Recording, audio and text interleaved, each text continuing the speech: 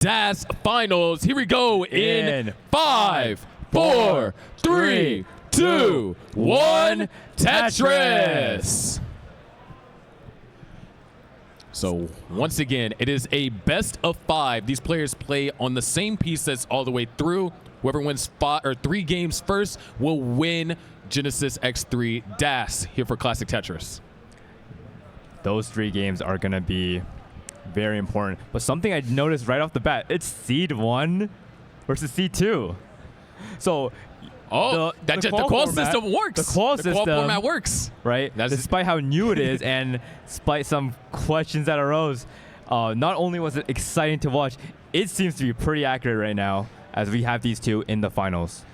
Yeah, good supporting data for a potential evolution in our scene for using qual formats. But to start things off, looks like Dog actually going for a slightly elevated left well, 1 Mino shy of being able to utilize that eyepiece. The left wells are quite tricky because there's a lot of burning that may come with it, but there we go. Tetris for Dog and transferred it over. Yeah, not only is there a lot of burning that happens whenever you set up a left well, but sometimes you actually straight up denied certain burn options because of the way that pieces rotate in Classic Tetris. You can't rotate or you can't spin certain pieces. Right, there's that right side bias, and that allows for a lot of things, yeah, on the right side, but on the left side, because of that, it's not mirrored. Yeah, it's not mirrored. Neither are our scores. Andy does have a small lead, 148,000 to, or actually take that back. Dog is taking the lead, and he takes it right back. So just under a Tetris. Ooh, Andy with the delayed bit setup. And Dog actually just filled in the bits right before this, so maybe screen looking? But we've talked about, you know, how potentially misleading that can be. Actually, no, I don't think it'd be screen looking because Andy is ahead in the sequence. Andy's smartly deciding to clear it out, but... And now we're tied. Oh. We were tied there for a couple of seconds. Push down points. Maybe a factor. And... Okay, so now it's about, what, 2 singles? Either way, it's really close. Nice T-spin hit over there from Andy. We're closing in on that 60 line mark. We're not looking at 600K or easy 600K transitions, but that was because, you know, that opener, it was a little bit of a struggle finding the couple of Tetrises. But both players seem to be getting in their groove now. So a Tetris for Dog and a Tetris for Andy. Halfway through to the level 19 transition, which we reach at 130 lines, and once we hit that, the game's going to speed up. And it's going to stay that speed for 10 levels. And what happens after that 10 level, Sharky? After that 10 levels, we go to level 29, where at least one of these players is known for doing some insane stuff with DAS on level 29, and already having to throw pieces over the left. Another drought, not as large as the previous ones we've seen, but this is kind of, we're getting into, you know, those annoying droughts where you keep getting these small droughts. Yeah, it basically kind of puts a roadblock to the flow because you can't just get Tetris after Tetris. But still really close game here, separated by sometimes at most just under a Tetris and at least by a single. Yeah, 391 for Andy, 370 for Dog. The brothers just battling it out. And, wow, simul Tetris. A sibling simul Tetris right there. And just like that, Dog actually takes the lead. And you can see we're basically the piece count, it's like synced, or it was for just a moment. So not only are they close in score, but also just the whole game. Such a intense game, number 1. 460 to 439. Andy does have the lead despite them being synchronized on pieces because Andy has been a little bit more efficient with some of the long bars.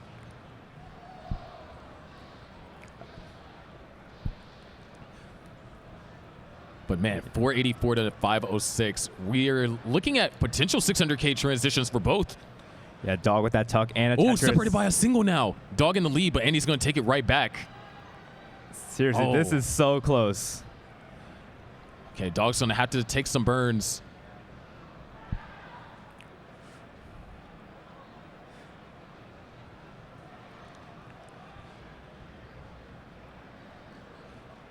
And there it is, Tetris for Dog. We have 3 more available. Andy, gonna be forced to take burns as well. Just really bad timed S-piece right there. Are we closing in on level 19 speed here? 2 Tetrises available for Andy. 1 realistically for Dog. Dog probably just wants to clear this up as soon as possible. You do not want a messy board going into 19. Good clear up. Now is Tetris ready with 1 line to give. It's going to double into level 19. A 562 transition to now 584 is Andy's current score. But where's that eyepiece? We're running into a drought. Andy's going to also transition, goes for the tuck and takes a safety triple. Dog was not able to get that 8 left quick tab, but is bringing this down. Very kind of scary level transition that we had for both of them because they were banking on that eyepiece, more so Andy than Dog, and as a result kind of have to burn into this like level 20, which in our previous match was a kill screen of sorts. But there we go, Dog getting through the level 20 scare screen. The Voodoo skill screen. And Andy following suit. And there is another Tetris for Andy, so he's going to be in the lead. Dog, however, close on his heels, 633 to now 663. It looks like both players have found a good equilibrium.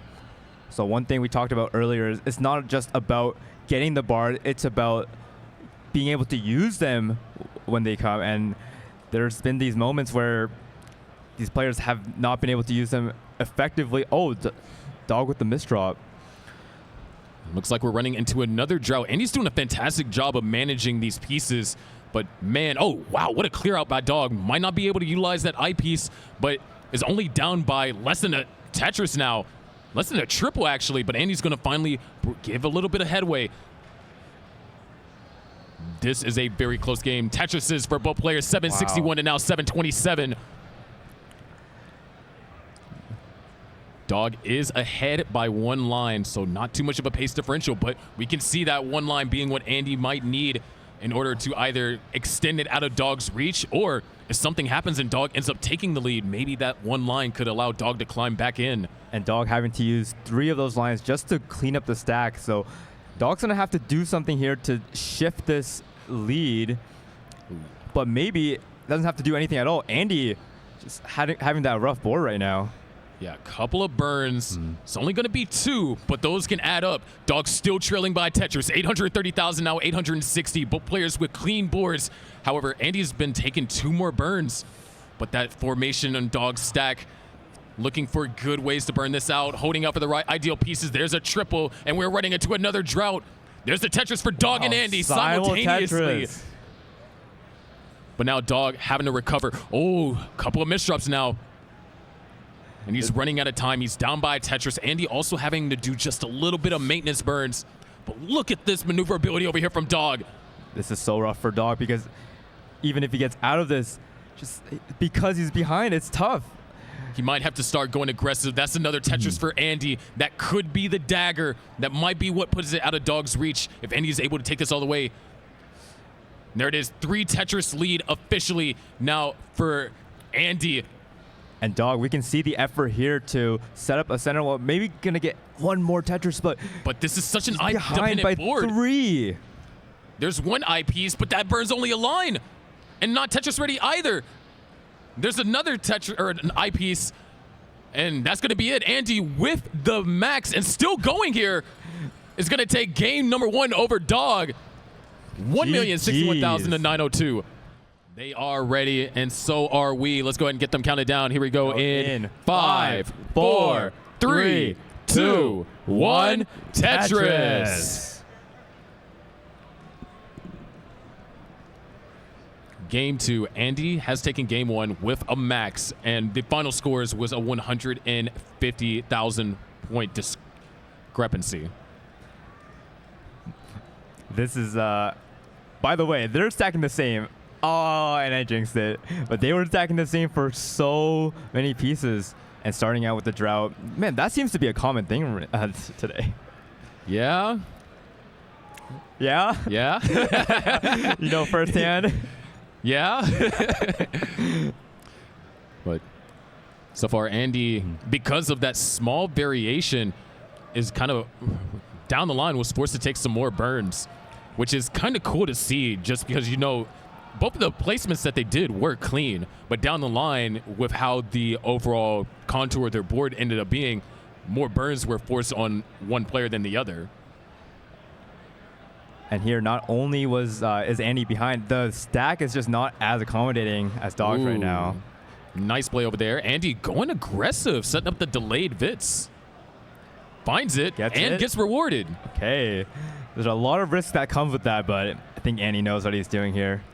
He's trying to kind of get back into that spot because he had to take 2 more burns than Dog at this point, which doesn't seem like a lot, but given how close these games can be, those 2 burns can be the difference between you having 1 more Tetris on the 29 speed or going into 29 or not. Exactly, and just able to save 1 burn with that Vits.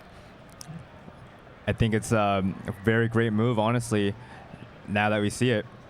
207 for Andy, 228 for Dog.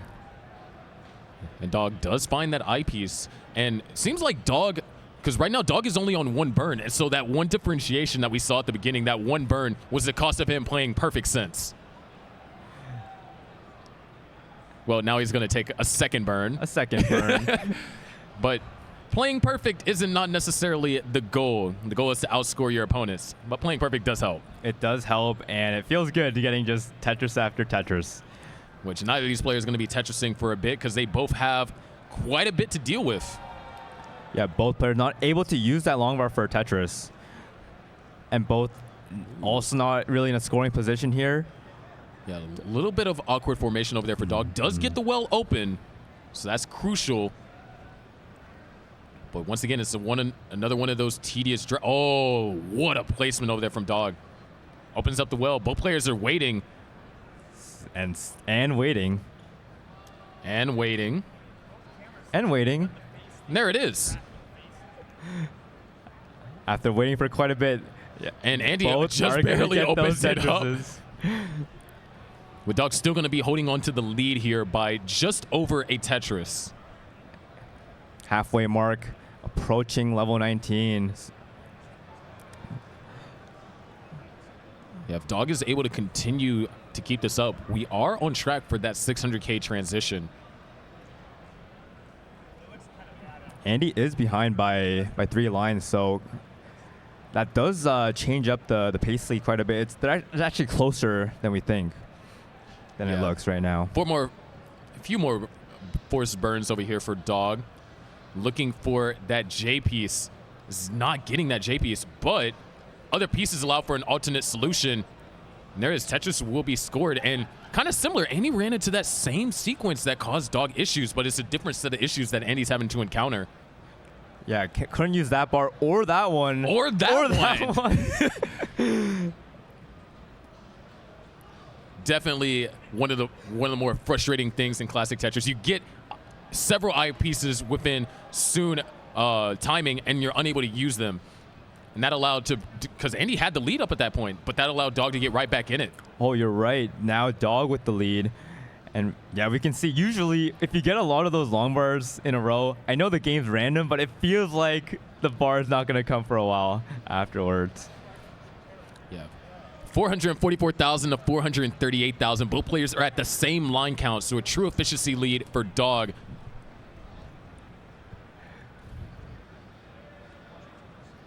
So last game, we saw them go deep into level 19. Andy getting that max out and just playing great till the end to have that over a 100K lead. But both players are amazing on level 19. We saw from the qualifier, just Dog, honestly, with the pacing, we're at a 1.2 in the qual, and Andy tying over record, right? On kill screen and just so great we know their mechanics are there. So I am looking forward to the post-transition play right now. Now, that's one of the things with like high-level DAS play. Mechanics are there, but then it really comes down to the mental, how you're stacking. And we're going to be seeing their 19 stacking shortly here. 555 to 558. And Dog can find one more Tetris. So can Andy. Andy transitions at 579. Dog transitions at 583. A 4,000 point differential going into the transition. This is a close one, Sharky. I mean, I've heard of sibling rivalry, but seeing it again consistently this close is always going to be something that we have in this scene here. And here we go. Yeah, it started off with a drought once again on level 20 of all places. Dog able to get pieces over. Good double eyepiece.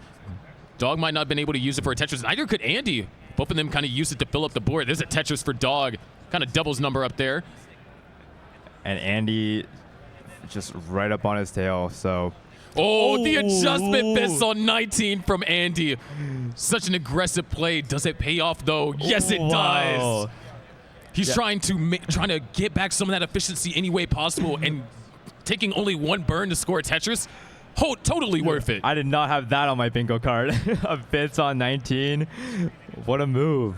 1,500 points was what separated them at a point. Dog just scored a Tetris, and looks like Andy, nice adjustment, is going to score one right back. Tetris for Dog. Andy just a few minos away. And he's going to have to take the burns. Hold on, wait, there's a chance. He's available, ready for it, and there it is, Tetris for Andy. So it's been like this for basically the entirety of, I want to say 18. We've been separated by margins less than 2 Tetrises. Yeah, seriously. 120 points there for a second. Tetris for Dog, Tetris for Andy. 842 to 845. This is an even smaller deficit from when we went into 19.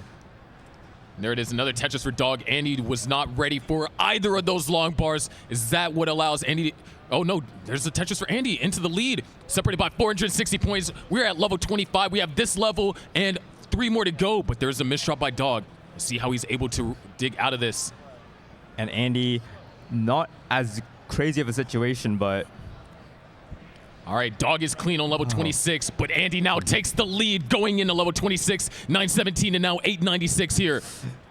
This really gives a deja vu moment. Dog was in the lead this whole time, and now it's shifted over to Andy. Tetris over here now for Andy. Tetris for Dog. We are now at less than a Tetris and change away from the max out, the million points, but these players are looking to go beyond that. Andy is Tetris ready, having to take some burns as there's a small drought, and that Tetris will be cleared. 988 to 967. Look how high Andy was stacking. He wants this, and you can tell, there it is. There's the max for Andy. Dog opens up the well. There's the max for Dog. Double max out. 3 Tetrises are available, and Andy has the lead. And oh, Dog, is he already trying to get it set up here in the center? He's looking for an eyepiece to fill in that left side. Fills it in. Takes the one bird he can afford to. There's a Tetris for Andy. Dog is setting up. There's a Tetris for Dog. Now at 1,040,000, still down by a Tetris. Set up for another Tetris. And he goes for it. Takes the lead. Andy with 1 line to go, but he needs 4,800 points. What can he do here? He's trying to get set up for a triple. A triple won't be good enough. He's actually set up for it. He's set up for it. He needs the eyepiece. Where is it? There's the eyepiece. There's the triple. But Dog, he needs another eyepiece. Tetris on kill screen. In order to take it. Double 1.1. Chasing it down on the kill screen. What did I just witness? Double 1.1. Dog needed to set up for the Tetris in kill screen. He had no more lines to give, and that was the clutch. We are now tied 1-1. 1-1. Here we go in 5, 4, 3, 2, 1. Tetris. I think we needed more of a break than the players. There was so much that happened on 29, and it was just a lot of, from me commentating, there was just a lot where I was trying to keep talking in one breath, and I was running out of air. I think you could hear it towards the end.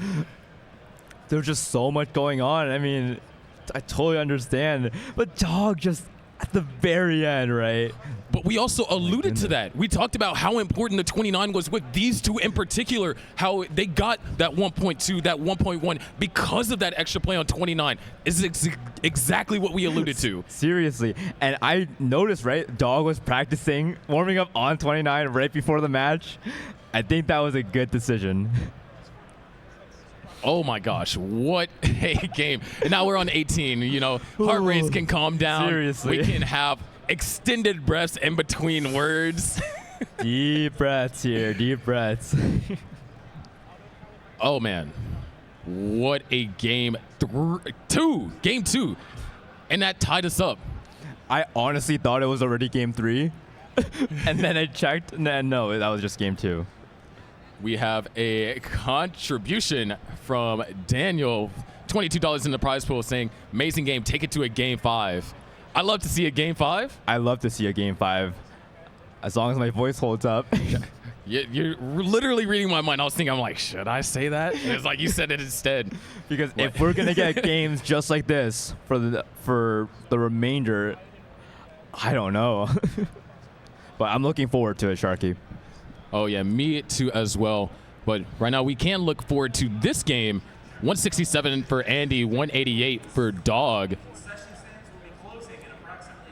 Right, we gotta shift our focus to the current game, and it's a close one. It's a close one. Yeah, we're definitely getting absolute cinema here. I mean, we had it in the semis with Mr. Genesis, and Andy and Dog, the siblings, they never disappoint. Seriously, they bring out the best in each other, and it's amazing to see. And like we mentioned earlier, this is a rematch from their previous encounter in the finals from 2024 Stillwater. And in that case, it was Dog that was able to defeat Andy. Oh, I like that adjustment, the mid-placement of the Z for Andy's board. It looks like it didn't do much, but it actually allowed for so much accommodation on that left side. Right, was it Stillwater or Space City? It was Stillwater. Oh, actually? Yeah. Okay, I was not aware. I thought, but they did face off in Space City, no? Or am I mistaken? I'm pretty sure it was Andy and Blue Scooty in Space City. Oh, that. Because yeah, Dog and Fractal faced off. And that's when Fractal decided they faced off at top 8, and Fractal was dropping like back-to-back 1.1s. Okay, now I remember, yeah. That whole tournament was insane. But okay, so 334 for Andy. 258 for Dog. Not the best start here. Behind in lines by just a bit, but not enough to, still behind in the lead. Interesting mid-stack bits over there from Andy. But Dog is not able to utilize that eyepiece in any other fashion. And very interesting piece sequence we're encountering here. It's actually a bit difficult to find clear paths through. But I think Dog honestly made the best decisions there. Yes, still going to be trailing by 3 Tetrises. That looked like a partial dash on that eyepiece getting it over.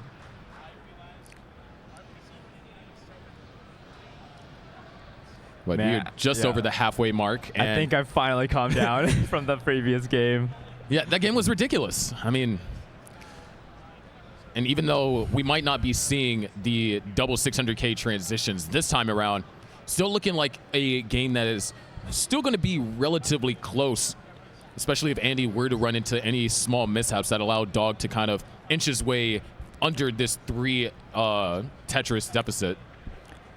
Yeah, exactly. Tetris for Dog, 403. I think actually Dog has caught up a little bit. Yeah, has found 1 Tetris of efficiency somewhere. Andy, a lot of adjustments are being done, and you can see it reflected in the score differential.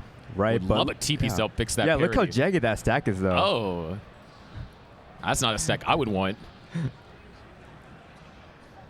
And there it is, TP, so that's going to fix things up. Couple more burns forced, but we're running into a drought, which is, bad news for Dog because he's had a clean board for so long, but since he was running into a drought, couldn't capitalize. Yeah, back to that importance of bar timing. It's not just about getting the bars. All right, we are closing in on level 19 again, so we'll see that speed increase, and we'll see if these players are able to maintain similar or greater levels of efficiency. Because for Dog, it might not be unreasonable to say that he could have a better post-transition than his pre-transition. Both players. Okay, Dog might have to transition with a dirty board, but gonna get a Tetris, so it's low on the ground and it's easily manageable. Ooh, you could tell Dog didn't mean to place that eyepiece there. He wanted to place it somewhere else, but now that's 4 more extra rows of garbage on top of that hole. And going for row 2 is quite risky to do here on DAS. Yeah, I feel like Dog would just bring this down, but terrible square there. And Andy's lead is just only gonna grow. It's still at that 3 Tetrises, well, almost 4 now. but about 100,000 point deficit for Dog. Board is under control. Equilibrium has been found. Time to start scoring again. Oh, but as you say, another misdraw for Dog. This is okay, easy fix, but this is Dog's gotta just stack pristine from now on to cut into this lead. Or Andy would have to run into some sort of situation. And Dog just still has been unable. It felt like this has been the case for almost, I want to say, the past 50 lines. Dog will get a clean board, and then something will happen, whether it be a drought or a misshift. And this left side is quite terrifying. Would love an L piece here. Oh, misses the quick tap, and that's going to be it. Dog's not going to be able to get anything over. Andy now goes up to a 2-1 lead with 690 to 518. Yeah, that was quite the suffer post-transition from Dog. Just seemed not to be able to get into a rhythm, just misdrop after misdrop. We are ready for game number 4. This could be the last one, or we could see a game 5 as up for Dog and Andy to write the story of this match. Here we go in 3, 2, 1, Tetris. Andy 1 game away from a championship title, a back-to-back live event victory. For a DAS, correct. And Dog is 1 game away from tying it up. And both players starting off with unorthodox builds. However, Dog was able to be more efficient. So he's going to start scoring Tetrises first. Andy, nice, making that last second adjustment to avoid taking the double, because also that double would have brought him out of being Tetris ready. Yeah, great awareness there. Dog, I think, stacking a little bit better, but it's hard to tell. It's just that it was just opener, that variance, that really started that that lead change. Is the opener variance, and then it feels like, as opposed to last game where it feels like there was a lot of friction for Dog in that game, especially towards the end, things feel like it's a bit more smooth, a bit more under his control. There we go, Dog. I mean, it's early in the game, Sharky. It's early, but this small lead, it's significant. We literally saw it in game 2, saw it. How close it was. And imagine, obviously, hindsight is 2020. What if it was like, okay, what if I took a few less burns on 18 and then had, a 2 Tetris lead going into 29? Then, the win might have been impossible, or it might have been sealed, where all that extra pressure wasn't added. So this 18 portion is so important, especially when you have 2 mechanically gifted players like this, and we know that they can throw down on the post-transition. Just every little thing is so important here. And this is really just, both players cannot make a mistake. This is like, there's so much on the line. Oh, great adjustment there from Dog. Yeah, Dog does have a 1.5 Tetris lead. Of course, Tetrises at level 18 are worth 22,800, and then every level increased 1,200 points in value. So you can use that to kind of do mental math to infer the general pace of what these players are playing at. And then also we do have James Chen's favorite metric, the Tetris rate, that can help illustrate it even further. Like Dog is sitting at 87 right now. So one thing I've noticed throughout this whole tournament is the lead into 19 is actually so important nowadays. I feel like players are so evenly matched on the 19 skills, but because there's so few lines to work with, like 100 versus 130, the 18 is starting to become more and more important. Yeah, you have to have that good 18, because then if you don't and you fall behind, now that affects your 19 play. Because if you're down by 100,000, immediately you go into transition, you're like, all right, I have to play more aggressive. I have to take less burns. And sometimes that judgment to take less burns could be what ends up putting you in a perilous situation. Speaking of perilous right now, both these players running into a drought, already 20 pieces in, counting. Both just trying to uncover their well. Beautiful uncovering over here from Dog. Andy was unable to withstand the drought, but finds the eyepiece, takes a sigh of relief, hits 2 Tetrises, and now has to deal with those holes down at the bottom. So I think that we can kind of blame the pieces for that one. I think it was just an awkward sequence for both players, but handled it. And Dog already cleaned up the board, Tetris ready. And this Tetris would bring him into the lead. Yeah, it's funny that you mentioned bringing him into the lead because it is so fascinating to think that both players endured that drought. Dog had the better board to endure it, but because Andy was stacked up so high and where the positioning of the holes were, when the two eyepieces fell, Andy was able to take the lead there and hold on to it for a little bit.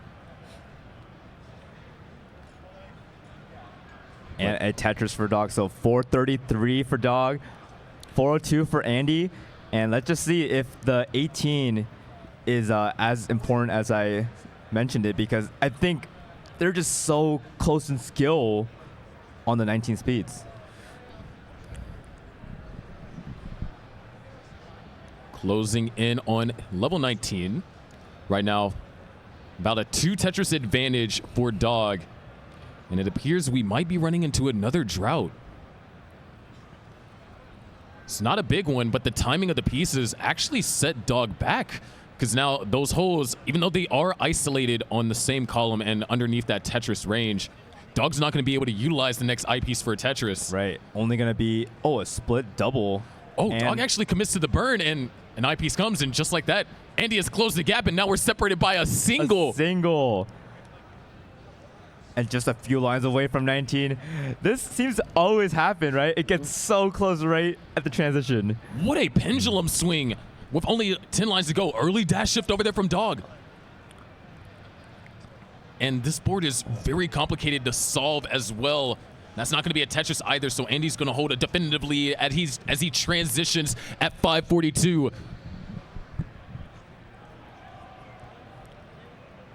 Dog will transition at 532. So a 10,000 point separation between the two. Dog is set up for the dirty Tetris here. Column 4, row 3. Where's the eyepiece? And the drought counter starts ticking. Dog takes the triple, forcing that to be another triple. He's out of it, but was unable to score. And the hang is still possible to get it over. Needs another eyepiece, and he has to hit this quick tap. If he misses his quick tap, his tournament runs over. Hangs, and that's going to be it. Dog tops out at 548, which means your Genesis DAS champion is going to be Andy. All right. So, Dog. Oh, yeah, the camera's this direction. Oh, yeah. All right. So, you made it all the way to the finals of one of the most stacked DAS regionals we have ever seen. So, beginning this tournament, what were your thoughts on the new qualifying system, how it compares to number of max outs for DAS? I think that I think it's definitely just as effective in terms of like finding, like the skill of, or like how good qualifiers. But I also think it's just a better experience for, at least for me as a player. Like it's a lot much more of like a better experience. It's just more fun to do. Like whenever it max outs, it's accurate, or it can be accurate, but sometimes it's kind of mind numbing. But like this is actually, I think a good format just all around for the players.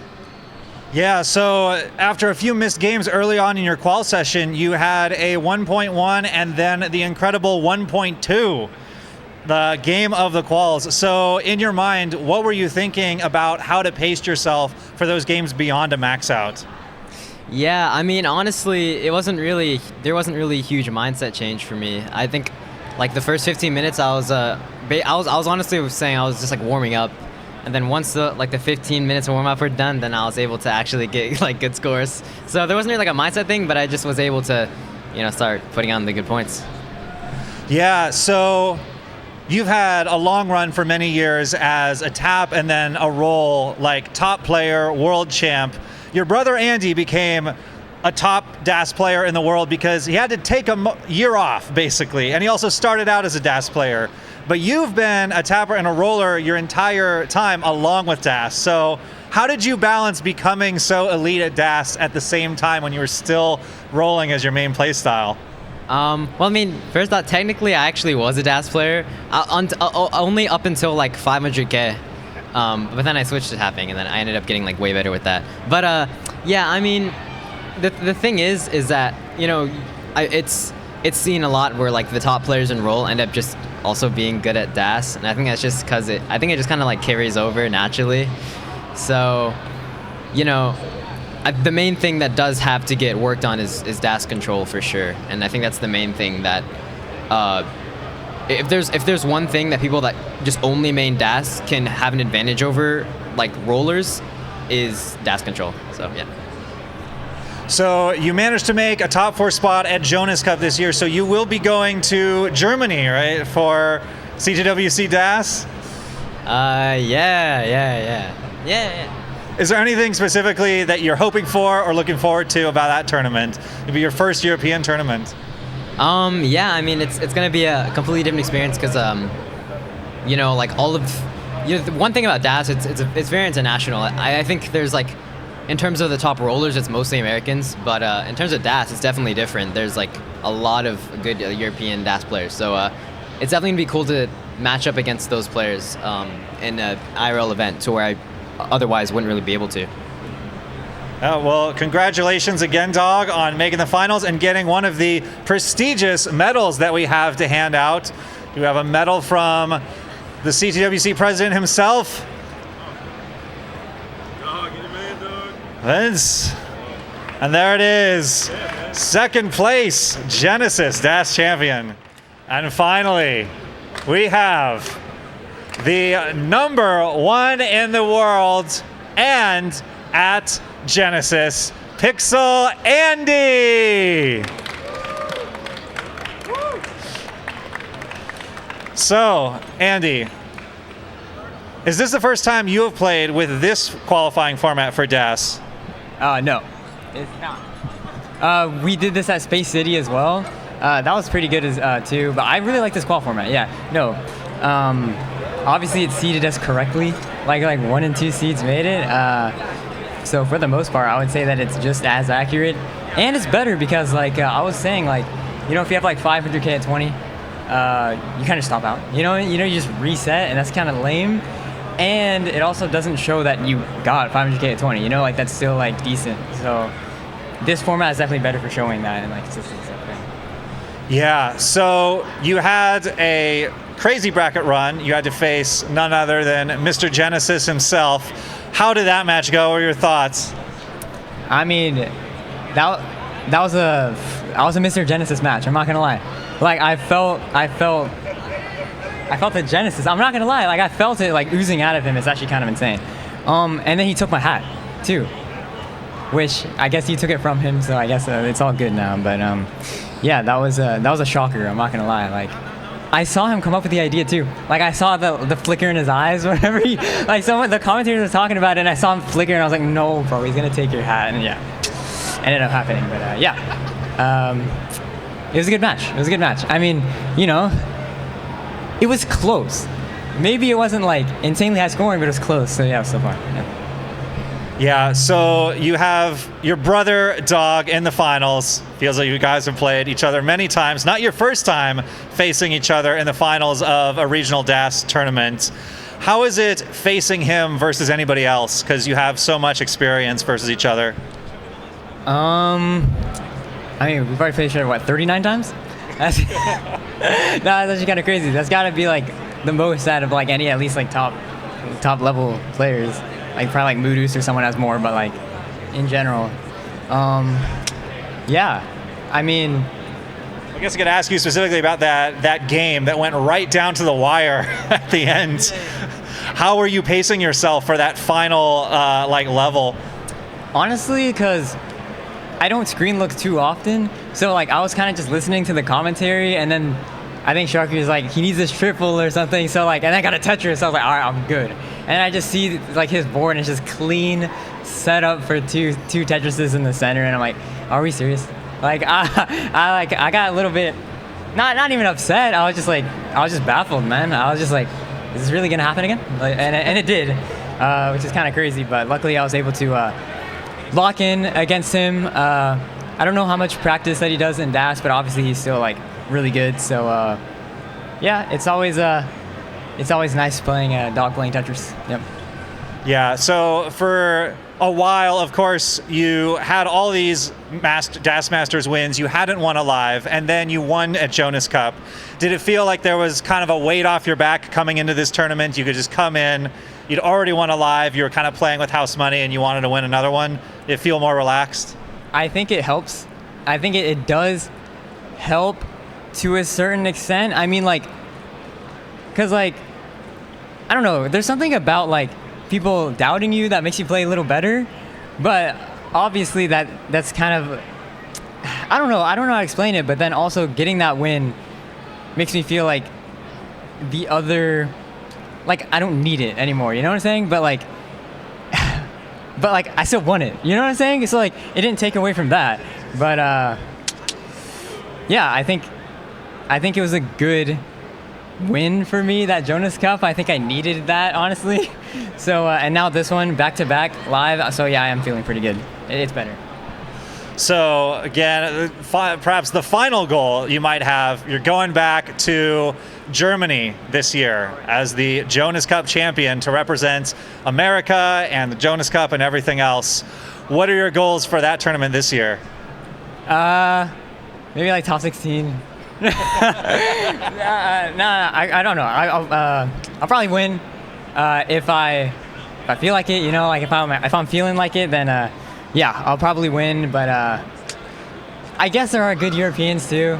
But for the most part, I do feel like the Americans are just in general better.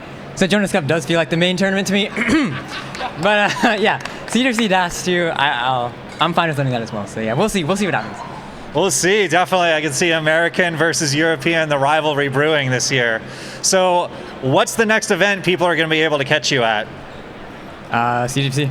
Yeah, it's going to be CTWC. Obviously, this event tomorrow for the Open tournament, which it'll be a good precursor to CTWC. Okay, maybe there will be an event in the middle between now and CTWC. I'm not sure, but CTWC for sure.